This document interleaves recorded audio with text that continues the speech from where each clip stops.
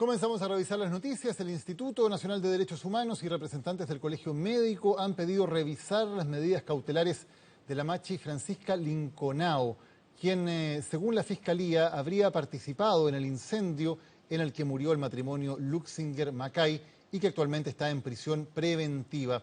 La petición se debe al deteriorado estado de salud y a la huelga de hambre que mantiene desde el 23 de diciembre. Vamos a conversar al respecto con el defensor nacional Andrés Manque. Señor Manque, bienvenido a CNN Chile. Muy buenas tardes. Muy buenas tardes, muchas gracias por la invitación. ¿Cuál es la posición de la Defensoría en el caso de la machi Francisca Linconao? Más que una posición, nosotros representamos y defendemos procesalmente a la machi Francisca Linconao, particularmente a través de nuestro defensor mapuche Jaime López.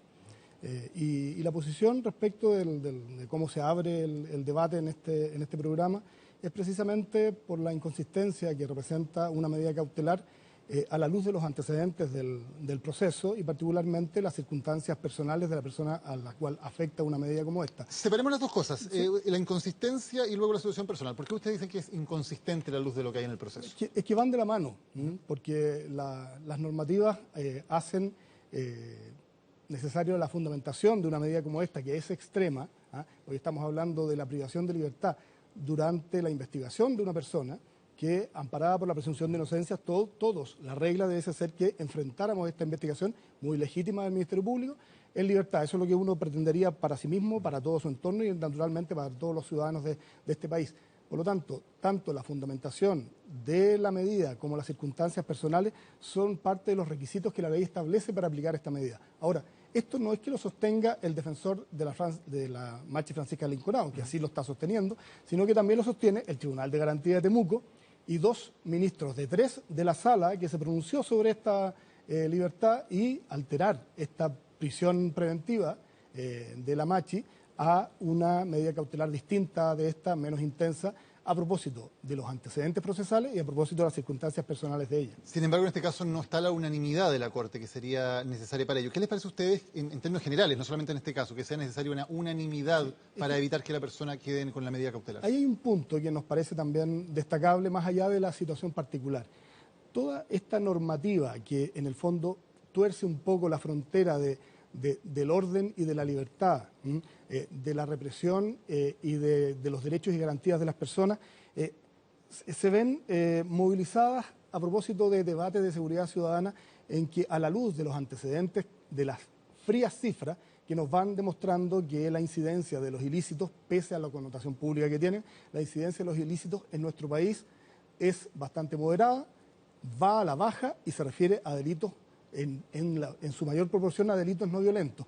Sin embargo, tenemos normas como esta que, frente a una calificación del órgano persecutor, que es parte en este proceso, naturalmente tiene intereses, ellos están investigando y tienen una postura al respecto, que lo califica de una conducta terrorista, exige para el sistema procesal penal un estándar para que llevar esa investigación en libertad mucho más alto que nuestras normas procesales generales y de los tratados internacionales a los que Chile se ha comprometido.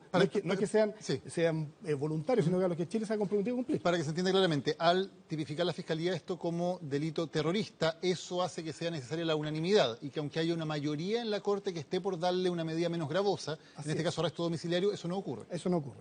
Ahora, la Fiscalía dice que hay pruebas bastante importantes, que hay evidencias que efectivamente vinculan a Francisca Linconao con este caso. Hablan de un peritaje telefónico que comprueba el uso de teléfonos celulares de los imputados en el lugar, que un informe policial que reconstituye la huida de los autores del atentado llega al domicilio de la machi y que además hay un testimonio de una persona que, si bien luego se retractó, en un primer momento la vincula a ella y a las otras personas formalizadas en este caso. ¿No son pruebas suficientes para al menos poder tener los indicios necesarios para una prisión preventiva? Sí, voy a hacer refome en esta respuesta, pero estamos a puertas de un juicio, de precisamente el juicio que dice relación con esta investigación. Esos son antecedentes que se están debatiendo. Naturalmente, desde el punto de vista de la defensa de la machi, como de los otros 10 imputados, sostienen versiones bastante distintas a las que sostiene el Ministerio Público y eso es normal que así suceda. Solo dar el ejemplo de uno de los imputados a través de declaraciones en cuarteles policiales, a través de los cuales se sostiene que involucra e imputa a los otros 10 participantes, bueno, en sede judicial, me parece de un estándar un poco más elevado que un cuartel policial, en sede judicial se desdice y sostiene y hay querellas al respecto, que ha sido violentamente inducido. Pero el punto no es el debate del juicio. Aquí estamos discutiendo otra cosa. Y por eso, que es un poco cuáles son los fundamentos para, frente a una investigación, que una persona esté privada de libertad a puertas de iniciarse el juicio, porque el juicio todavía no se ha iniciado. Y es ahí donde se produce el debate, y por eso el defensor público ha interpuesto un recurso de amparo en favor de su representada, atendido que este voto de minoría, y que determina contra normas de tratados internacionales, que una persona siga privada de libertad, además carece de todo fundamento, simplemente dice: me opongo al razonamiento que ha hecho el Tribunal de Garantía de Temuco, mis dos colegas de la sala de la Corte de Apelaciones de Temuco, porque estimo que la imputada es o representa un peligro para la seguridad de la sociedad. Y no lo fundamenta ni en el carácter del delito, ni en la comisión de otros antecedentes, si es que tiene juicios pendientes, cómo ha ocurrido, ni tampoco discurre, a lo cual está obligado él como ministro de un órgano jurisdiccional del Estado, que si es que a la luz del convenio 169 de la OIT está obligado a atender el carácter de integrante del pueblo originario de la Machi Francisca Linconao y su carácter de autoridad tradicional.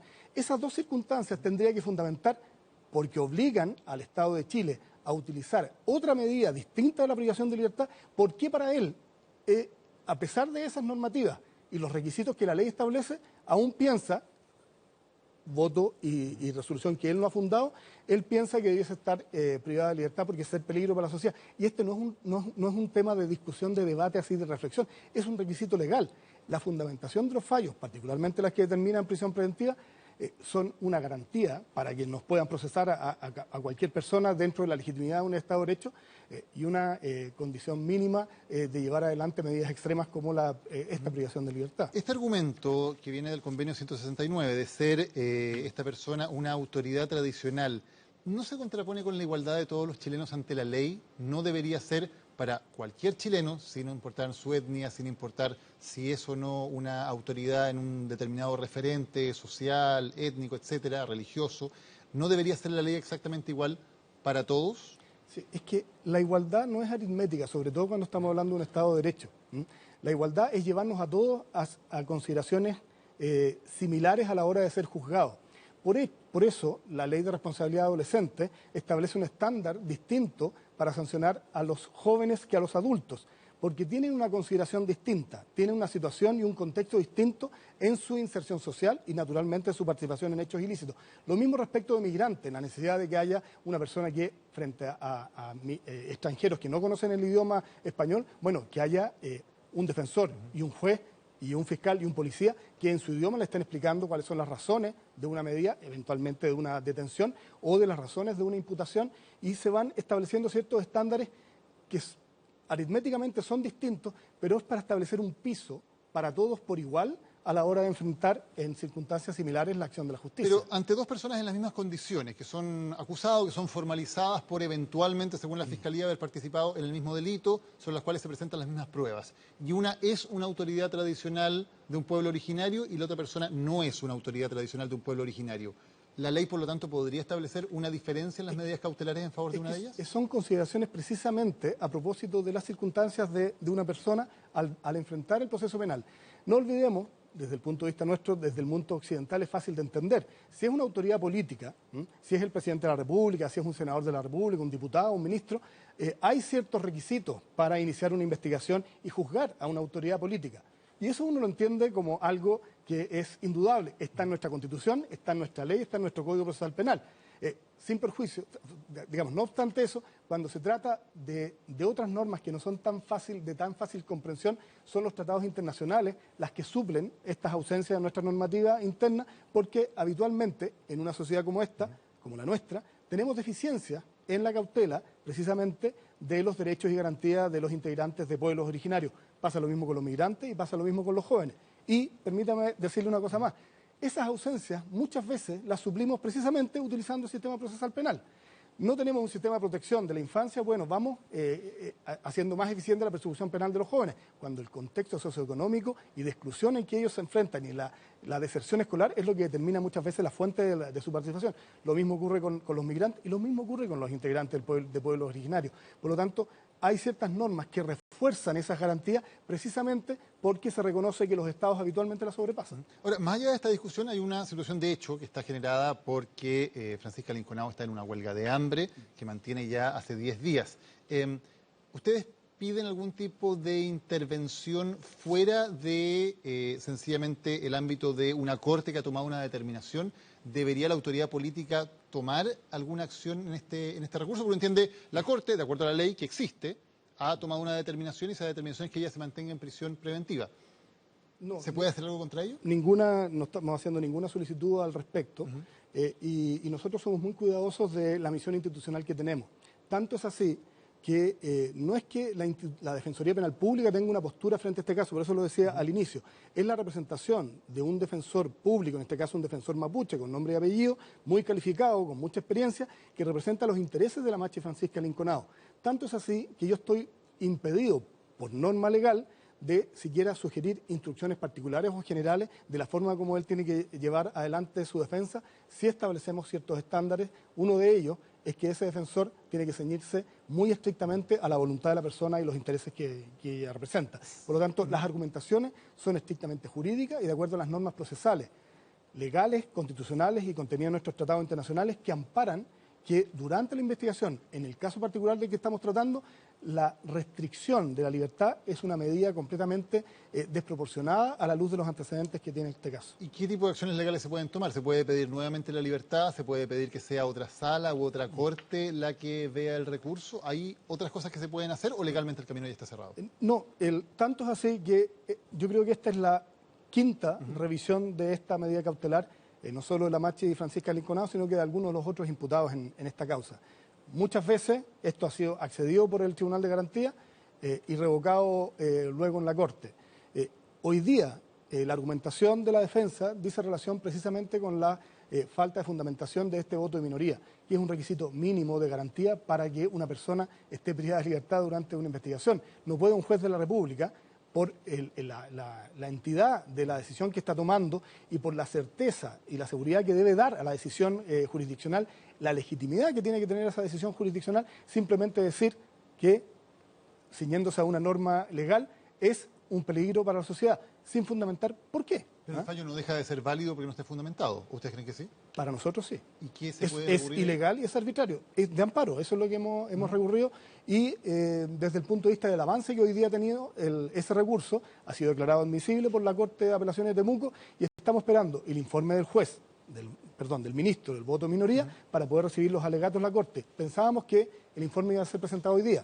No fue presentado hoy día. Me acaban de avisar que no ha sido presentado porque pensábamos tener los alegatos mañana.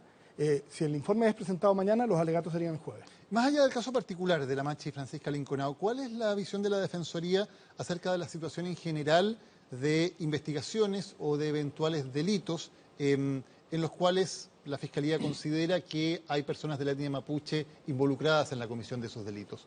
¿Se aplica un estándar distinto? ¿Se aplica el mismo estándar que en cualquier otro caso? ¿Cuál es la opinión de ustedes? Mira, aquí es bien parecido al debate de las cifras de la delincuencia. Si bajan, hay gente que no quiere o no cree. Y seguramente hay intereses detrás de esa creencia o no creencia. Y respecto de esto pasa lo mismo. Hay debates que dicen que desde un sector que en la Araucanía hay una mano bastante poco enérgica respecto de los imputados de la etnia mapuche. Desde otro punto de vista, no voy a tomar partido en eso, se dice que se reprime más allá de una persona que no pertenece a esa etnia. Las frías cifras demuestran que en la Araucanía hay un porcentaje de población del pueblo mapuche muy por sobre de los imputados que atiende la Defensoría, que atendemos prácticamente al 100% de los imputados de la etnia mapuche. Las relaciones son bastante potentes, de 15% de imputados de la etnia mapuche versus 24% de etnia mapuche en la región de la Araucanía. Y los delitos, mayoritariamente más del 65% respecto a los cuales nosotros representamos a los integrantes de esa etnia, son lesiones, manejo en estado de ebriedad, delitos contra la propiedad no violentos, hurtos o robos, al igual que el resto de los chilenos. Y en el comportamiento, si uno lo mira desde el punto de vista del universo general, se comportan mucho mejor que los que pertenecemos al mundo occidental, a la luz de comparar la comisión de ilícitos en el universo de la región de la Araucanía. ¿Me podría repetir las cifras? ¿Es un 15% de los Nosotros imputados? tenemos 15,6% en la Araucanía. A nivel nacional es mucho menos. 15,6% son de la etnia mapuche. Y más del 24% de los habitantes de esa región son de esa etnia. Y lo mismo pasa con los delitos respecto a los cuales se persiguen. Son los mismos, los tres principales, son los mismos respecto a los cuales hay investigación respecto a las otras personas. ¿Y eso, perdón, tiene que ver con el total de imputados? ¿Puede ser que una mayor proporción de imputados de la etnia mapuche lleguen a la Defensoría o eso refleja el total de la situación en la Es el región? total de los imputados que atiende la Defensoría Penal Pública. Nosotros no atendemos todas las causas del sistema penal, pero sí atendemos respecto a la etnia mapuche aproximadamente un 96%, una cifra bastante consistente como para mostrar tendencias de la labor que hacemos. A nivel nacional, respecto de cualquier persona, sea chileno, extranjero, miembro o no de un pueblo originario, atendemos al 92,3% de las personas que están imputadas por algún ilícito. Por lo tanto, si a la hora de establecer cifras, no podemos hablar de que nosotros atendemos al 100%, pero sí sirve para manifestar tendencias bastante claras respecto a la comisión de ilícitos en nuestro país. Andrés Manque, Defensor Nacional, muchas gracias por habernos acompañado hoy en CNN Chile. No, muchas gracias a ustedes por la invitación.